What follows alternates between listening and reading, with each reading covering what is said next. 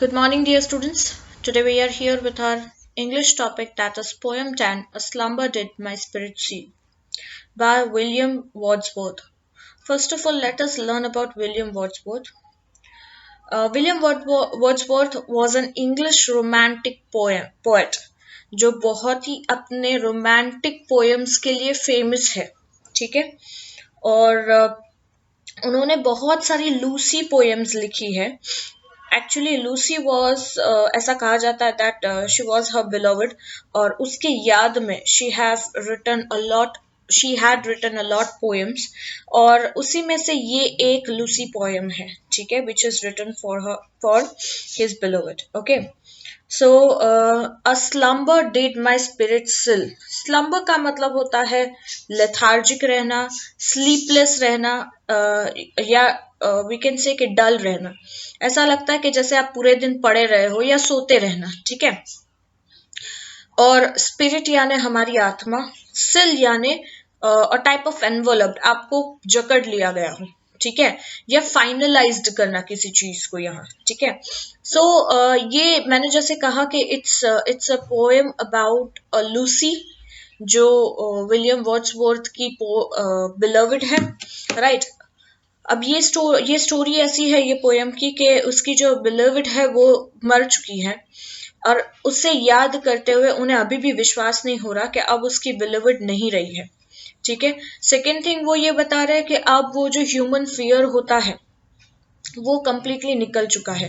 Human fear यानी कि कोई हमसे दूर चला जाएगा या कोई बीमार हो जाएगा, कोई किसी को कुछ हो जाएगा. अब ऐसा कुछ रहा ही नहीं है. वो ह्यूमन फियर से ऊपर आ चुके हैं क्योंकि अब उसकी बिलीवड ही उसके पास नहीं है.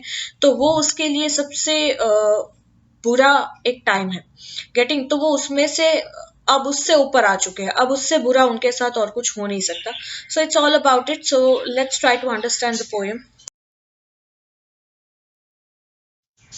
A Slumber Did My Spirit Still by William Wordsworth. Summary क्या कहती है देखो. The poet in the poem A Slumber Did My Spirit Still has expressed his grief in the poem. यहाँ पे वो अपना दुख व्यक्त कर रहे हैं, राइट, कि वो उनकी बिलोवेड जाने की वजह से कितने दुखी है. His loved one has died and the poet is deeply troubled. उनके जो loved one है जिसका नाम इस poem में mention नहीं किया है, but he is, as I told you that he is famous for a Lucy poem. तो वो जो लूसी है वो उनकी बिलीवड है. तो उनकी जो बिलीवड है वो मर चुकी है, जिससे वो प्यार करते हैं, जिससे वो लव करते हैं, वो मर चुकी है और उनकी याद में बहुत ही ज्यादा वो ट्रबल्ड है, राइट. वो बहुत ज्यादा डीपली नाखुश है, वो कंफ्यूज है कि ये उनके साथ क्या हो गया है और बहुत दुखी है. He says that slumber has distressed him. और उन्हें ऐसा लग रहा है कि ये जो slumber है, वो जो डलनेस है उनकी लाइफ की, जो लथार्जिकपन है, वैसा लग रहा है कि वो नींद जो है उनकी, उसने सब कुछ बर्बाद कर दिया. His beloved has died. और उसकी beloved भी आज ऐसी ये गहरी नींद में पहुंच चुकी है, राइट, जो कभी उठेगी नहीं. She could sense nothing and there is no human fear associated. अब उन्हें कुछ भी सेंस नहीं होता. किसे? उसकी बिलोवर्ड को, क्योंकि वो मर चुकी है. अब दिन रात क्या है, दुख दर्द क्या है, वो कुछ भी उनकी बिलोवर्ड को अब सेंस नहीं होता. And there is no human fear associated. और अब कोई भी ह्यूमन फियर, जो हम अलाइव होते हैं तब हमें हर एक चीज का डर होता है. ह्यूमन बींग्स कहीं ना किसी चीज से डरता रहता है, राइट, कि उनके लव वंस को कुछ ना हो जाए या वो बीमार ना पड़ जाए, वो हमारे पेरेंट्स हो या कोई भी हो, राइट. तो वो एक डर हमेशा होता है और जिसके लिए हम जीते हैं, अपने बिलव्ड के लिए जीते हैं, right, whether they are our parents or whosoever in our life. Okay, so ये एक ह्यूमन फियर हमेशा होता है जो अब आफ्टर अ डेथ वो सब कुछ निकल जाता है. She exhibits no motion and no force at all. अब वो मोशन लेस हो गई है क्योंकि वो एक डेड बॉडी बन गई है, राइट. अब उसमें कोई मोशन नहीं है, कोई फोर्स नहीं है. Now she is engaged with everyday course of earth. अब ऐसा लग रहा है कि वो जैसे क्रिश्चियंस में दफनाया जाता है डेड बॉडी को, तो वो भी अब दफन हो चुकी है अर्थ में. अब अर्थ जैसे जैसे रोटेट होता जाता है रोज, वैसे वैसे वो भी रोटेट हो रही है अर्थ के साथ. और अर्थ की रूटीन लाइफ जो है, राइट, अब वही उसकी रूटीन लाइफ हो चुकी है. यानी अर्थ के रूटीन में ही वो चल रही है. अब उसकी खुद की जिंदगी या खुद की लाइफ जैसा कुछ है ही नहीं, because she is that. This is her after life, और ये उसकी आफ्टर लाइफ है, यानी मरने के बाद की जिंदगी है। और वो जिंदगी में अब क्या बचा है उसके पास, that is rock, stones and trees. तो अब उसके पास सिर्फ अर्थली चीजें हैं, जो है रॉक, स्टोन्स और ट्रीज आफ्टर लाइफ में, ठीक है। So this was the poem. Now let's read out the poem line wise and let's try to understand the poem. This poem is about the death of a loved one. How does the poet feel when he thinks about her death? How does he imagine her to be after death? तो ये poem पूरी की पूरी उसके death के बारे में लिखी गई है, अपने लव्ड वन के डेथ के बारे में. पोएट क्या फील करते हैं उसके डेथ के बाद वो बताया है, और वो क्या क्या कुछ कुछ इमेजिन करते हैं उसके आफ्टर डेथ की लाइफ, उसके बारे में लिखा है. So let's try to understand. A slumber did my spirit chill. तो ये हमारा जो टाइटल है पोएम का वही दिया है कि a slumber did my spirit chill. कहीं ना कहीं क्या हो गया है कि मेरी आत्मा, राइट, मेरी आत्मा फाइनलाइज्ड हो गई है या जकड़ गई है स्लम्बर में, यानी उस गहरी नींद में जो उसकी बिलोवड सो चुकी है. I had no human fears. अब पोएट कहते हैं कि अब मेरे अंदर कोई भी ह्यूमन फियर्स जैसी कोई चीज रही ही नहीं है, राइट. क्यों? क्योंकि अब जो सबसे बड़ी चीज थी उसकी बिलीवर्ड, वो तो रही नहीं. अब इससे बुरा जिंदगी में और कुछ हो नहीं सकता, तो अब मुझे किसी बात का डर नहीं है. She seemed a thing that could not feel. और अब ऐसा हो गया है कि अब वो एक चीज बन गई है, राइट, जिसमें कोई फीलिंग्स नहीं रही है, बिकॉज शी इज डेड. उसकी स्पिरिट, उसकी आत्मा उसमें से निकल चुकी है, अब उसमें कुछ बचा नहीं है, अब वो कुछ फील नहीं कर सकती है. The touch of yearly earthly years. अब वो क्या हो गई है कि दफन हो चुकी है, वो अर्थ में समा गई है, राइट. अब जो है वो सालों से, या वी कैन से कि वो अर्थ में ही अर्थ की होके रह गई है. No motion has she now. अब उसमें कोई मोशन नहीं है. She is motionless. जब कोई मर जाता है तो वो डेड बॉडी बिल्कुल बिल्कुल हिलती डुलती नहीं, कुछ नहीं कर सकती, वो मोशनलेस हो गई है. नो फोर्स, कोई फोर्स नहीं, कुछ नहीं. She neither hears nor sees. ना वो देख सकती है ना वो सुन सकती है. Rolled around in the earth's diurnal course. Diurnal course का मतलब है कि अर्थ जैसे रोटेट करता है, राइट, तो अर्थ के रोटेशन के बेस पे डे और नाइट बदलता रहता है. तो ये एक क्या हो गया, ये रोटेशन का एक एक कंफर्म चीज हो गई कि इसी तरीके से अर्थ रोटेट होगा और इसी तरीके से डे और नाइट चेंज होते रहेंगे. तो वो ये बताना चाह रहा है कि अब जो उसकी बिलोवड है वो भी क्या हो गई है, वो भी इस अर्थ के डायरनल कोर्स में, यानी अब अर्थ के सारे जो रूटीन है उस हिसाब से वो वर्कआउट कर रही है, क्योंकि अब वो अर्थ में समा गई है, right. With rocks and stones and trees. तो उसकी आफ्टर लाइफ में अब उसके पास क्या है, तो सिर्फ रॉक, स्टोन्स और ट्रीज. और वो अर्थ के हिसाब से जैसे अर्थ चल रहा है वैसे वही वो चल रही है, यानी वो अपना वैसे ही वो डेड बॉडी अंदर ऐसे पड़ी हुई है कॉफिन में, यू कैन सी. और अर्थ घूम रहा है तो अर्थ के साथ वो भी घूम रही है, क्योंकि उसका खुद का कोई मोशन रहा नहीं है, कोई फोर्स नहीं है, वो सुन नहीं सकती, वो देख नहीं सकती.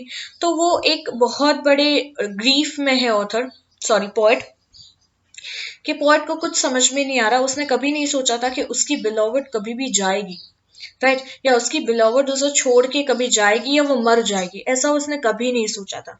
और अब सडनली ये जब हो गया है तो अब उनकी उनकी स्पिरिट को भी ये लग रहा है, राइट, कि अब ये फाइनलाइज हो गया है कि नहीं, ये जो एक चीज थी जो मुझे कंफर्मेशन थी कि नहीं मेरी बिलोवड कभी छोड़ के नहीं जाएगी, ये गलत थी, राइट. तो अब उनमें से वो सारे ह्यूमन फियर्स निकल गए हैं. एक ही फियर था कि उसकी बिलोवड हमेशा उसके साथ रहेगी या उसे कुछ हो ना जाए, बट अब वो भी खत्म हो गया. तो अब उनमें कोई भी डर या कुछ भी रह नहीं गया है, ठीक है. So this was the poem. बहुत छोटी सी पोएम है, 8 लाइन्स की ये पोएम है, राइट. इसको 2 पैराग्राफ में हम डिवाइड कर सकते हैं 4-4 लाइन्स के हिसाब से. फाइन. अब कुछ पोएटिक डिवाइस देख लेते हैं इसमें. First of all, you can found alliteration in the second line, right? Had, human, okay. Then even you just find it out by yourself, alliterations, okay.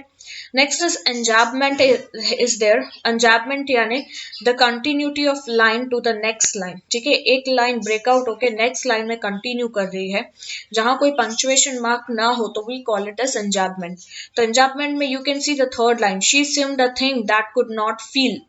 यहाँ कोई पंक्चुएशन मार्क नहीं और वही लाइन नीचे कंटिन्यू हुई है, the touch of earthly years, तो ये लाइन हुई एंजार्पमेंट लाइन।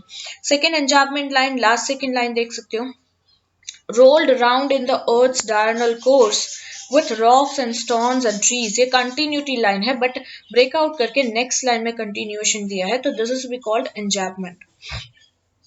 ठीक है, next you can C a consonant है, कॉन्सोनेंस है। कॉन्सोनेंस का मतलब होता है कि कोई भी कॉन्सोनेंट साउंड रिपीट हो रहा हो।